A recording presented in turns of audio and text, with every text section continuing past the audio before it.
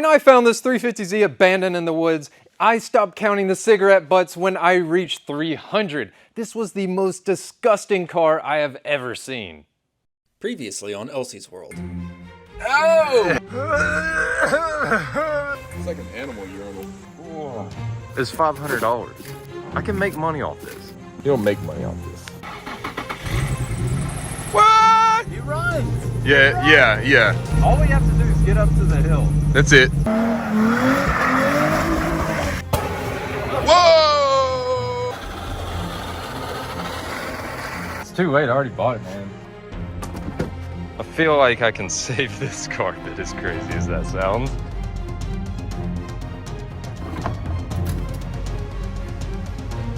There's actually hope for this Nissan 350Z. Woo! Let's keep going. We're gonna save this car.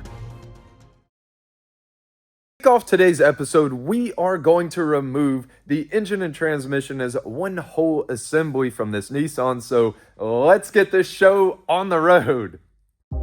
First step for removing the engine is actually to remove the body panels, headlights, and the radiator support. The reason I do this is it makes engine removal so much easier, which you will see here shortly. And on top of that, I want to clean and inspect all these parts anyways.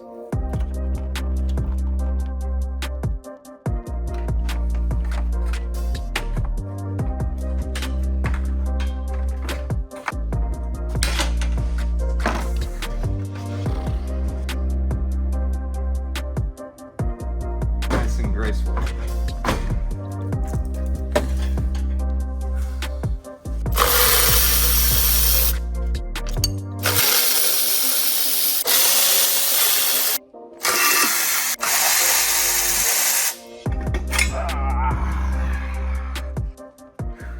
So you're probably wondering, why did I take the intake manifold off when we're just trying to get the engine out? Well, the reason is I want to do a leak down test on this engine while it's in the car.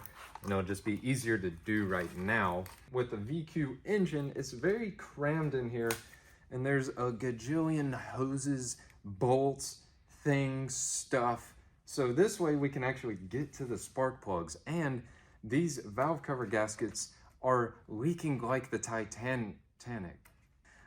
I'm not good at analogies. So it's leaking really bad, and to change these valve cover gaskets, we have to get the intake manifold off. It's better to get it off now and get going on it. So now I'm trying to get all of these coil packs out of the way. It's a very tight squeeze in here. But now we're gonna check the health, the pulse of this engine. And to do so, we need to remove our coil packs and spark plug. And I want to show you guys something really cool that I found a while back. This is called a top dead center whistle. Always wanted a weenie whistle for Christmas. Thank you, Neil. So what we're gonna do, they come with grease on them. So what we're gonna do is we need to spin the engine over to the compression stroke. The compression stroke is where you get pressure. And we wanna see how much pressure is in these cylinders.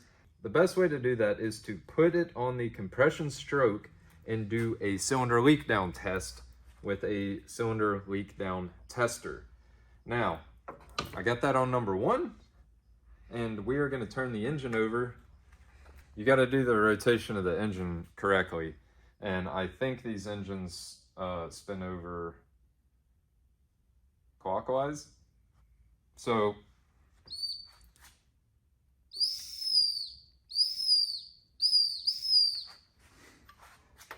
once it stops whistling, that means it's not pushing pressure.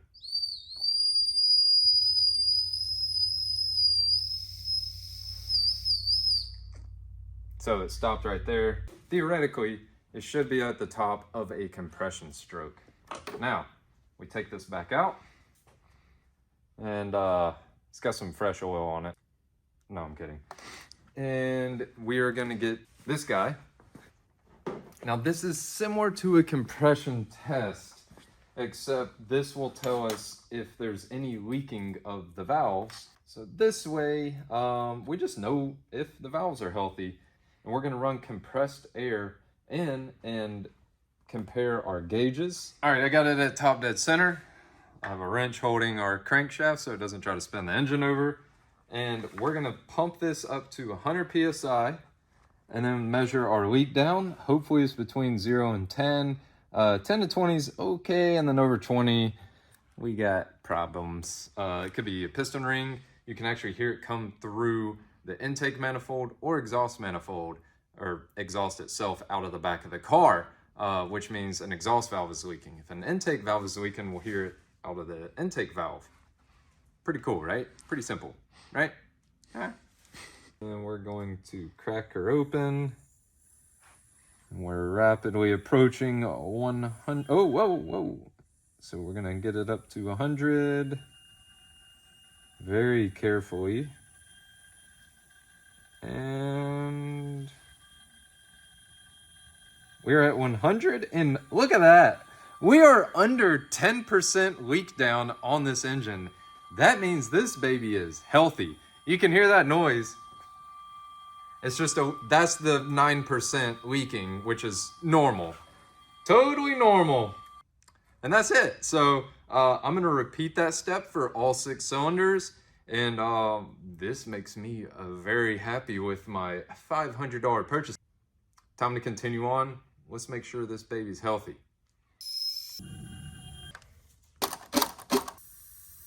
That pierces my brain. Oh, that one's real happy.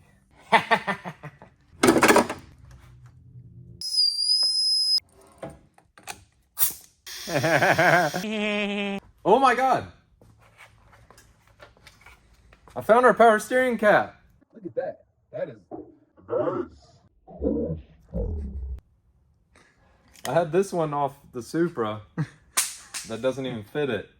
I was about to order one of these. They're like not free.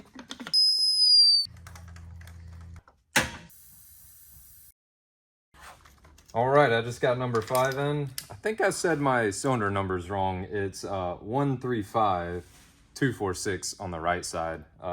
Yeah. But yeah, so they all look good, and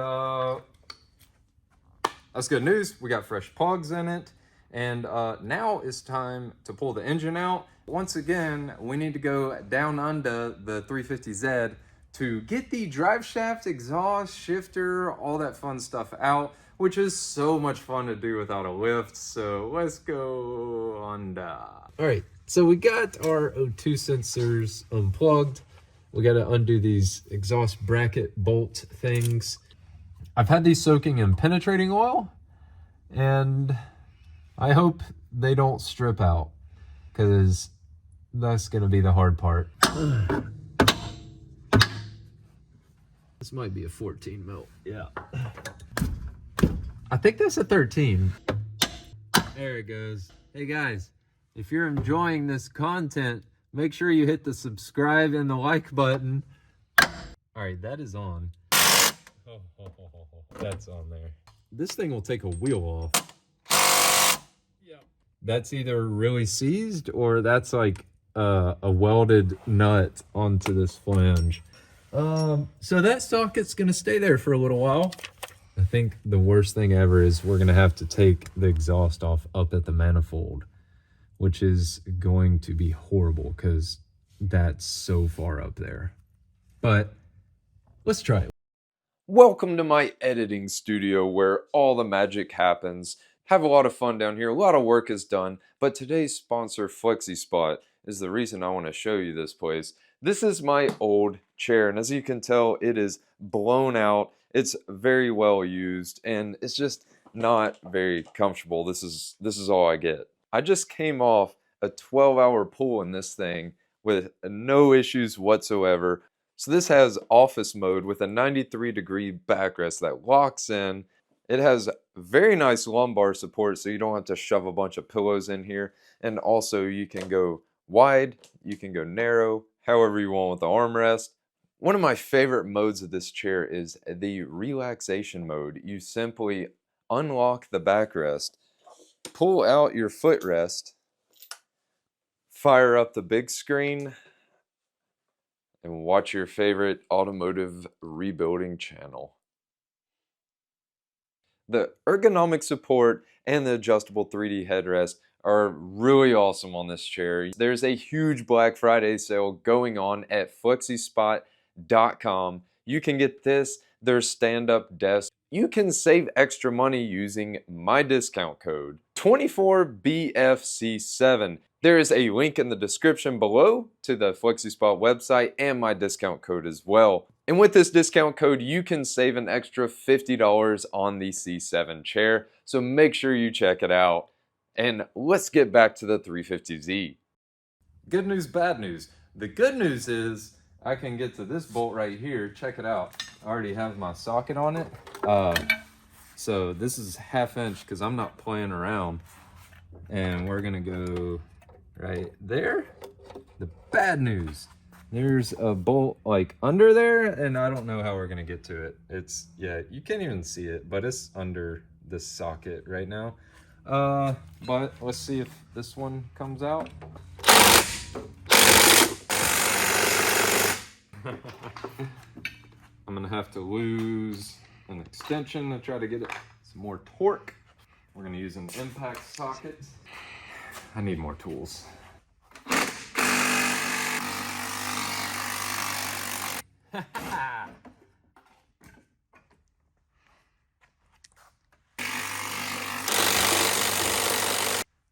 Hey, it's out. Okay, we're good. It brought the whole stud out again.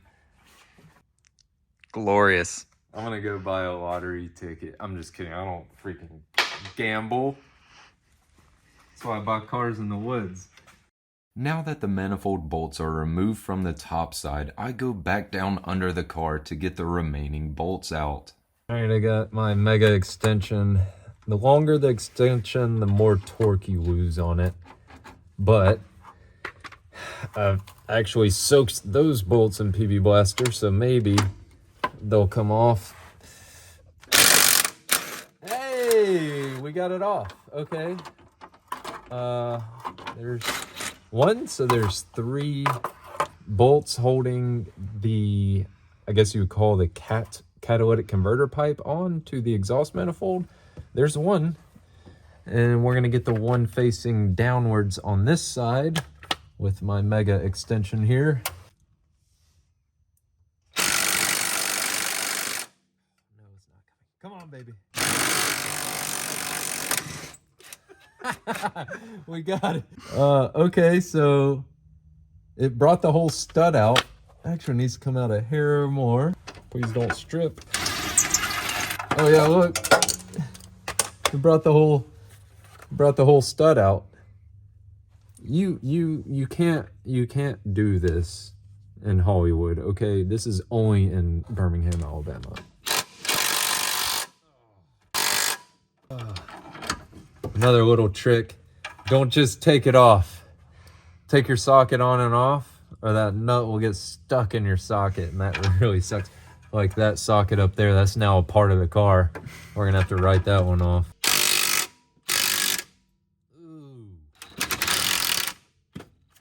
Look at all that rust. And this is a southern car. If this thing was up north, it'd be fried.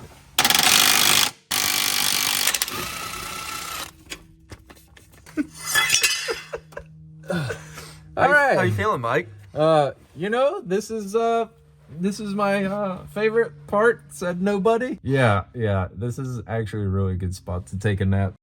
All right. I'm gonna show you a little hack here. You notice my AC condenser is just hanging out right here. I'm actually gonna unbolt the AC compressor and leave the whole AC system in the car. And the reason I do that is because my AC machine, that's right over there, yeah, I don't have one. So I can't evacuate the AC. So a little hack is we're gonna leave it fully pressurized and just move it out of the way. Make it easy so we don't have to unplug the whole wiring harness from the engine. I unplug the 7 plugs under the dash and We have 3 connectors right here. Hey, and check it out. The engine harness rides with it, so the rest of the plugs can stay plugged in. As long as I'm not forgetting anything, we should be good to pull it out. Another really bad thing about these engines, there's no good way to pull these out. I have a way that I'm gonna do this. I just don't know what that is yet. After analyzing, I found strong lift points that are capable of supporting the weight of the engine and transmission. The 1/4-inch steel bracket on the front and the exhaust manifold on the rear. That should work. Feeling confident there is nothing else holding this drivetrain down, I'll slowly remove it while checking for any stray bolts or wires. This is air over hydraulic ram. Thank you, Amazon. Work hard and smart.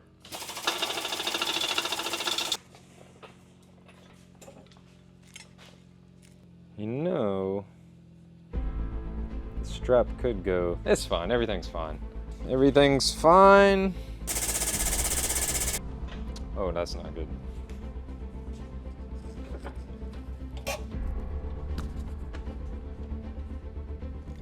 The exhaust is not wanting to break free, but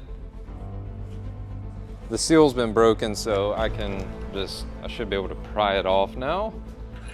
It just needed a little bit of wiggling. That's a little sketchy. Don't try this at home.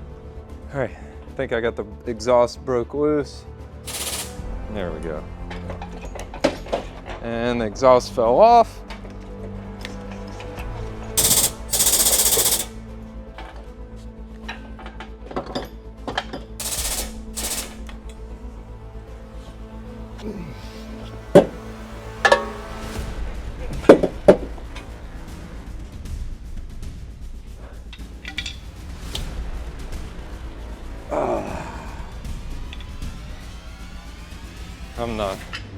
I'm not getting old, I'm good. My back feels good. Yeah, the right side exhaust was hung up.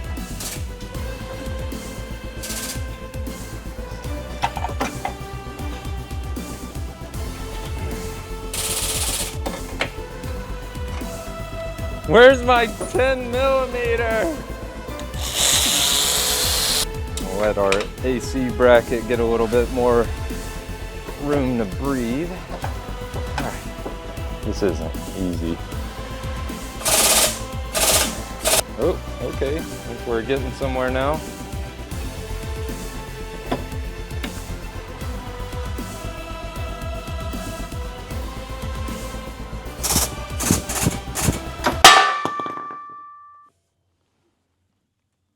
We had a bad engine mount. It's ripped.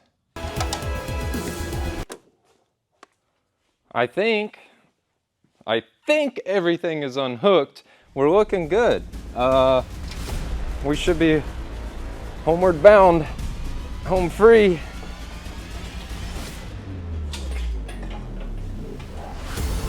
Ah! Yes, dude. You son of a bitch. Look at this. That transmission's huge. We got it out. Oh my gosh. See, that wasn't so bad. It only took 17 days, 4 nights. Check this out. This is a very tight engine bay. It's a little bit greasy, so we need to clean that. Hey, and that's our hose that exploded on us last episode, if you were there. Wow, this calls for a little bit of a celebration, but I feel really good about this. Let's take a little nap, just a little nap, and we'll start back tomorrow.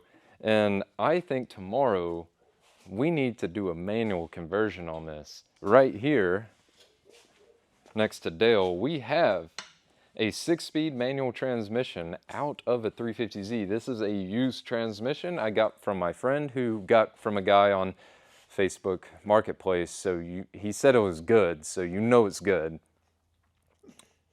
This is exciting. It's out. And it's healthy, it's out. The stupid automatics going bye-bye. We'll see you in the morning. Good morning, we are back at the shop and it is time to take this transmission off and get this filthy engine cleaned up and do our manual conversion. This is gonna be very easy, thankfully, so yeah. We need to unbolt the torque converter so it comes off with the transmission. If you don't do this, it's gonna make a big mess and you still have to get up under here and do it. So we're gonna remove this inspection plate. I got the bolts off, and now we'll rotate the engine over until we can see the bolts coming through here.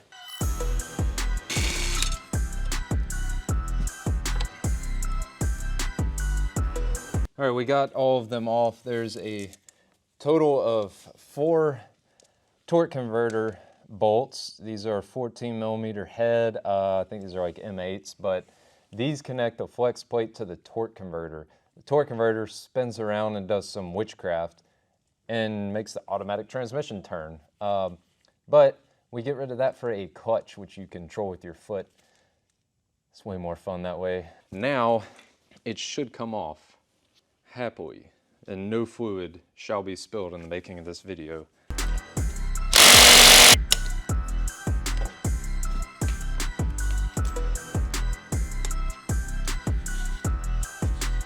Yummy. What's that ride at Disneyland where it's like you're in an old haunted house? Tower of Terror. Tower of Terror, Right. that's it. Yeah. We're on a real life Tower of Terror. There's so many bolts.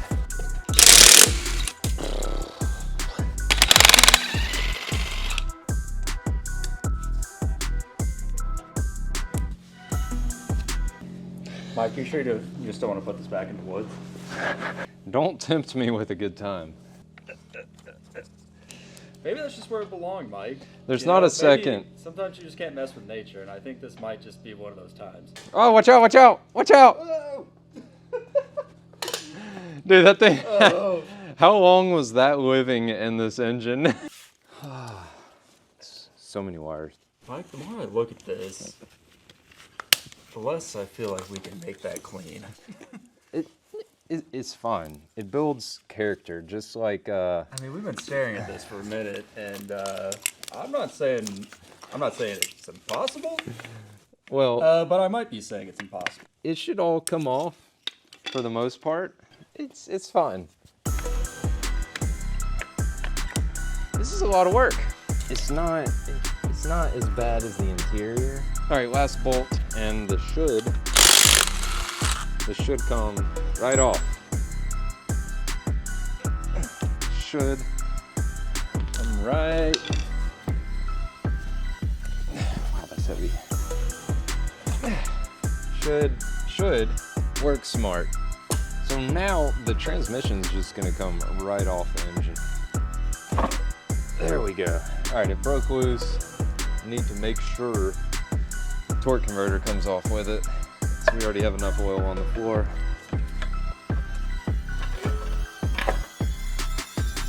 It's the transmission cooler lines are, you know, they don't want to let go. Knock on wood. Oh no, it's leaking. All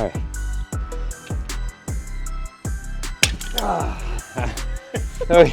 It really wants to be an automatic, Mike. If you want to see me struggle, this is not the video for you. There we go. All right. Hey, there it goes. You're free. Why? Let go. All right. Now, we're good. See what I was saying? We're about making a mess. We made a little mess. With the automatic transmission and this flex plate removed, I'll now take the wiring harness off next, then the engine can be pressure washed with no obstructions in the way.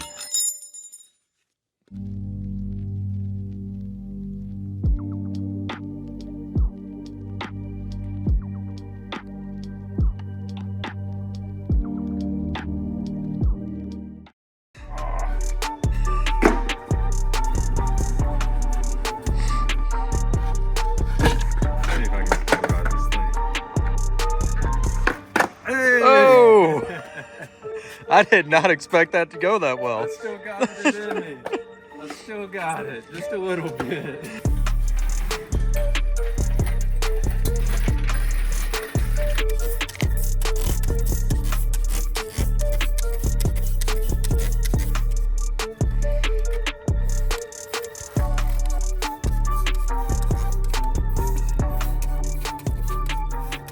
So the first step, we are gonna tape up this intake runner to make sure no water gets into our valves. But even if it does, it's okay because we're gonna blow all this out. And actually, after we pressure wash, I'm removing this runner and pressure washing it separately. It's just way easier to keep water out of it like this. So this is actually a 3.5 liter V6 engine with 4 camshafts. Actually makes pretty good power. I believe they make about 270 wheel horsepower, and the torque is kind of right up there with it. So for a factory engine, it's not that bad, especially in 2003 and 4. This is actually a pretty impressive engine, and it has just enough torque and power to really do what you want it to do, but it's not too much. So like, it's all usable street power. Yeah, I mean, they're just such good engines. We got everything off. I'm weaving the coil packs in to help block water, but again, all this is getting blown out with a very special air blower I have. So now that all this is sealed up good, hopefully it stays sealed up. But again, if not, no worries. And if you ever worry that a lot of water got in the valves or cylinders, leave your spark plugs out when you put it back in the car and spin it over to let it shoot any water out, just so you don't bend any rods. We're looking good. I think we're ready to pressure wash this thing, and if we got any stubborn spots on this, I'm gonna hit it with a steam cleaner.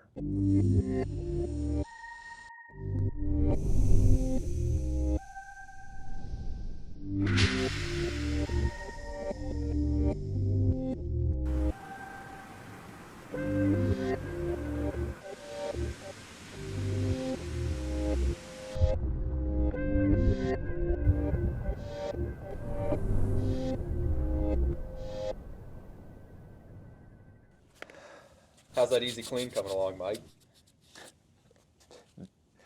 This stuff's like baked on here, like, it's not coming good. So I got my new favorite toy out, the steam cleaner. Come on in, guys. Let's see. Show me your office. Let's see. This is the problem. Like, I know nobody's gonna see this, but it bothers me. So let's. Come on, get off of there.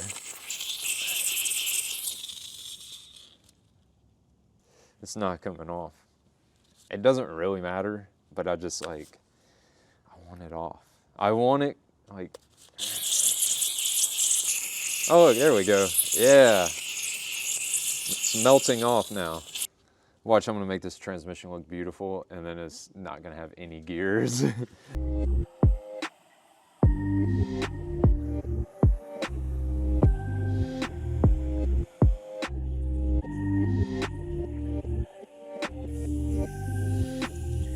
All right, they are clean and steamed, wined and dined. I'm gonna blow all the water off of it. There's no more grease or oil on it. Some of the aluminum's just stained, and there's not much you can do about it. Got this nice long extension to get down in the spark plug holes.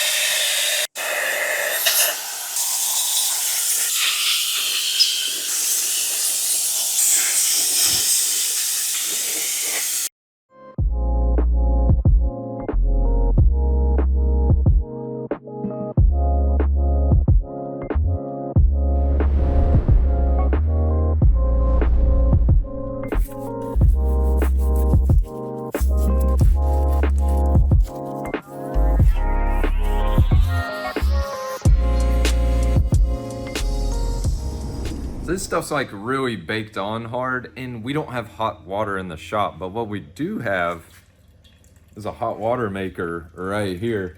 So I'm gonna take this hot water and pour it into my spray bottle and then spray the cross member to use the heat from the water to break down this grease. Great plan, Mike.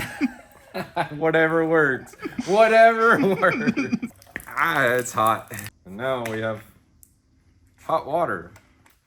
Oh, look at that. Look at that. See, sometimes a squirrel finds a nut, or a nut finds a hot water producer. Oh.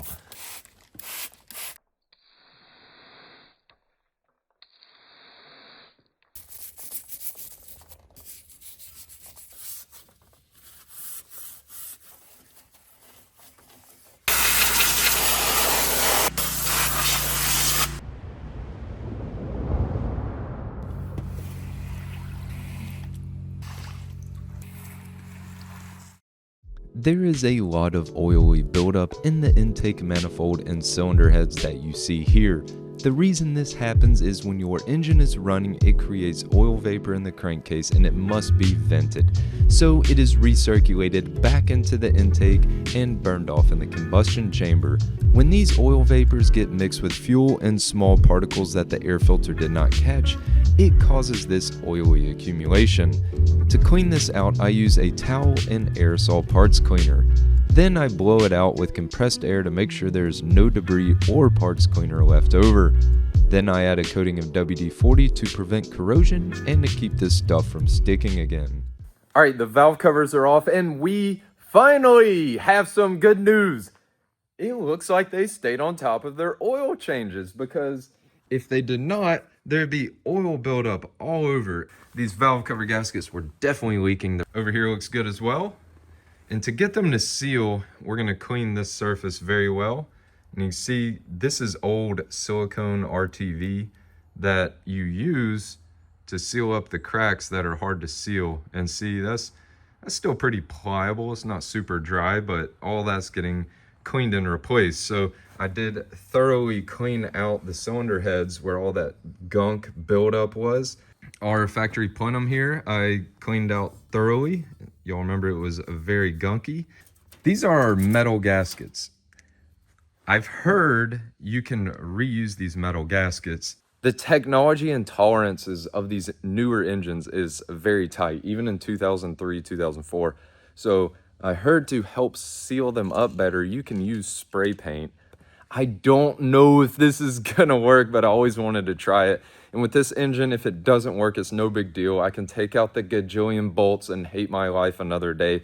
But I want to see if we can reuse these gaskets, because it's such a waste to go spend $200 on a whole gasket set when you can reuse these and recycle them and not be wasteful. So we're going to try to do that. If they don't seal, we will know it immediately, because it will idle horribly and it'll run really rough. And man, this engine bay turned out so good.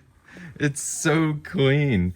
This is gonna make this very nice to work on. Let's get to it. I install the new valve cover gaskets and torque down the valve covers in a star pattern.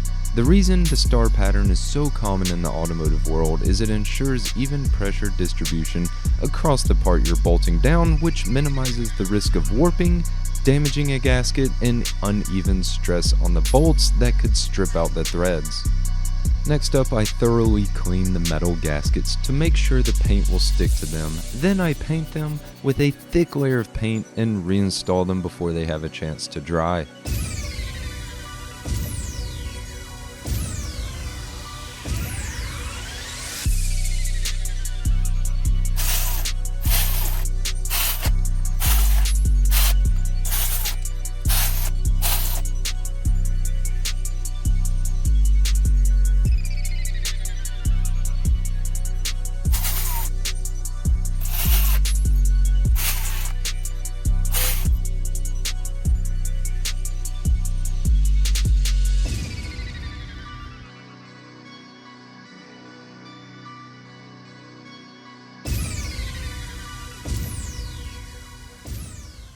So one modification I'm gonna do, this is a water line. So this is hot water that comes into the throttle body, and then it goes out of the throttle body back into the water system right here. We are going to eliminate that and not have hot water rolling through the throttle body to preheat the air before it goes in the engine, because we want cold air to go into the engine. So we're gonna remove this hose and this hose, and we're gonna cap it off, and it'll also be way less clutter here in the engine bay, just further simplifying things here, so it'll be a happy engine. All right, so one last step I want to take before putting this engine back in the car is cut open the oil filter with this really neat tool here that allows you to cut open the oil filter without using a saw, because if you use a saw, it's gonna add metal shavings to your oil filter. We're trying to make sure there's no metal shavings in this filter from the engine, not the tool. So this allows us to very cleanly cut open this filter to inspect it for metal shavings. So see, nice and clean cut. This is it. Looks really good in here. I don't see any metal buildup. I think we're gonna be good to get this engine back in the car, but first, we need to bolt up a clutch, a flywheel, a transmission that we can shift on our own. This is the factory pilot bearing for an automatic. We need to remove that. I don't know where my slide hammer is to get that out, so I'm gonna try this guy and see if we can spin it on out of there.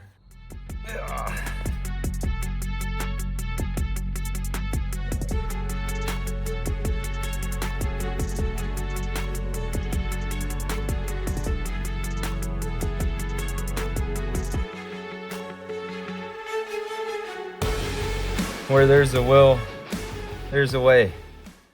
So I just spun this out with some kind of pipe wrench that I have. That was not the easy way of doing this. We need to put the factory manual transmission pilot bearing in here. Inside here, you can tell there's a big difference between the automatic and manual. We're not just gonna hammer this in. We're gonna use this brass piece to push it in. This is way softer than this. So if anything gets marred up, it'll be this guy, because we don't need this getting marred up.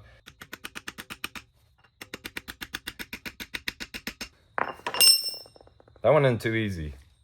Why is this thing not fighting me right now? Why is things just working out? This is great. All right. We got our nice new flywheel, and you don't just go throw this on.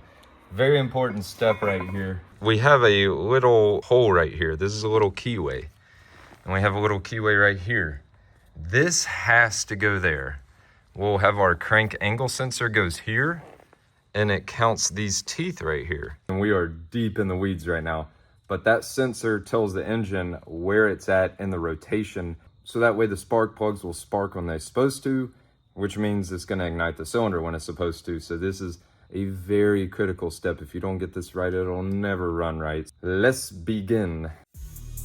I now install the flywheel with brand new OEM Nissan flywheel bolts with a liquid thread locker so that they resist backing out over time. I then tighten the bolts in a star pattern, then torque them down to Nissan factory spec of 68 foot-pounds with an expensive snap-on torque wrench, because this is a tool that I do not want to cheap out on and ensure all the bolts are tightened to precision spec. New clutch and flywheels come with a light coating of oil on the bare metal friction surfaces to prevent them from rusting during storage and shipping. I use brake clean and a towel to remove this oil so the clutch will not slip. Then, same as the flywheel, I tighten the clutch pressure plate bolts in a star pattern, then use the torque wrench to tighten these bolts down. This is very cool because you can see the clutch teeth tighten up as the bolts are snugged.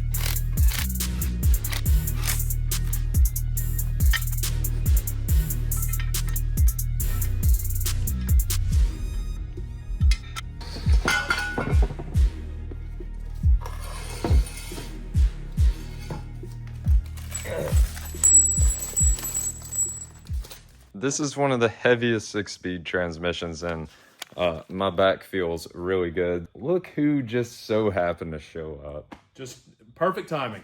This is this is gonna look a little comical, maybe. I hope my wife doesn't see this. All right, you ready? Yeah, let's do it. I'll get the front. Front or back? I'll get it. All right. All right. Go up. All right. Kind of go up and down. Just wiggle it in. God, this feels so awkward. Yeah. This is an Austin Powers moment right here. First off, I've never had one go on that easy. Thank you, sir. Yes, sir. No problem. Oh, hey, buddy. No pressure. What's up? Everyone that comes in the shop has to get in the Z and take a big whiff, a big smell. Smells great. Really? I don't smell anything. You smell nothing? Smell nothing. Okay, no one believes me that I got all the smell out. Doesn't smell like cigarettes. Smells fantastic. It's like Right. a new car. All right, the engine is now ready to go back in the car. We simplified, we modified, nothing crazy. It's still gonna be a great, comfortable car to drive, but yeah, like this wasn't bad. This is a lot of fun. This is easy. Oh, yeah. Easy. Like a couple hours turned into 1 a.m. and 10 hours in. Look, okay, we were gonna be done at 5 o'clock, but Yeah. you know, I'm not going to sleep. Yes, it is very late in the shop. It is really, really late in the shop, but I want to hear this engine run. I'm gonna drop it in. We're actually not gonna hook up everything. A little hack that I do is I drop it in, and before I hook up all the coolant and everything, I just do the wiring and oil and make sure it runs right, because if it doesn't and it needs to come back out, then we hooked up everything for no reason, like power steering and whatnot. So this engine is going in as is, and hopefully we hear this run tonight.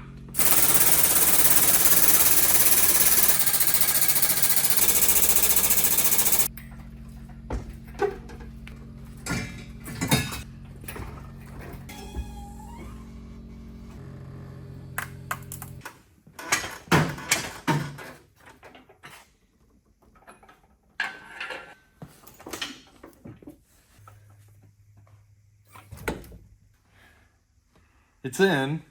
All right, very happy, very happy. What are you doing now, Mike?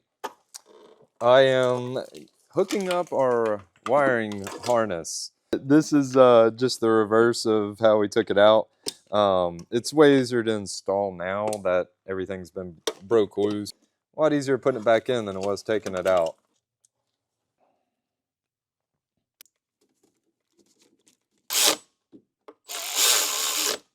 All right, I think we're ready to start the car. I'm just hooking up the vitals so we can make sure everything works. If it does, then we'll put, you know, coolant, power steering, hook up the exhaust and all that stuff. It is very late. I'm losing my voice, but I have to hear this car run.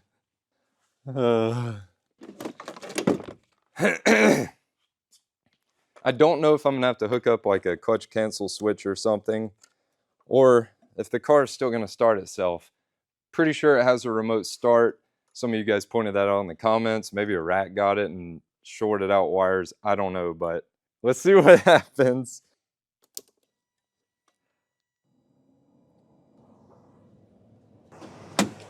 Maybe I have to turn the key.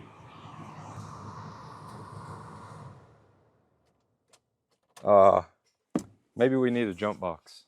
I didn't bring the jump box.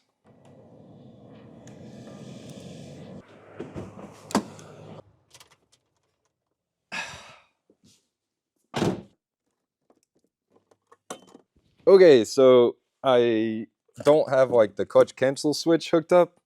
Apparently it's this wire. I have to put power to it. So that's what I just did, and we're just gonna see if this works. So this bypasses what would normally be having to press down the clutch pedal, because this wasn't automatic. This might crank the car.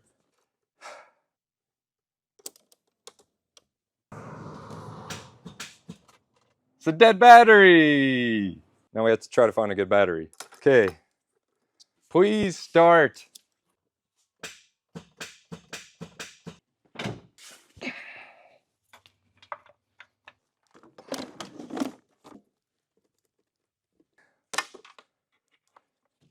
battery number 3. All right, so I want to start because the starter was just clicking, but you have to have the power wire hooked up to your starter for it to run. I'm not thinking straight. Let's try this. Come on, baby.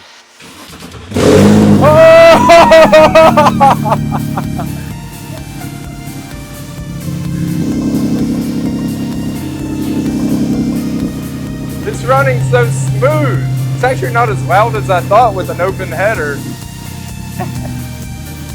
Thank you for tuning in. I'll see you next video. We're getting this car on the road.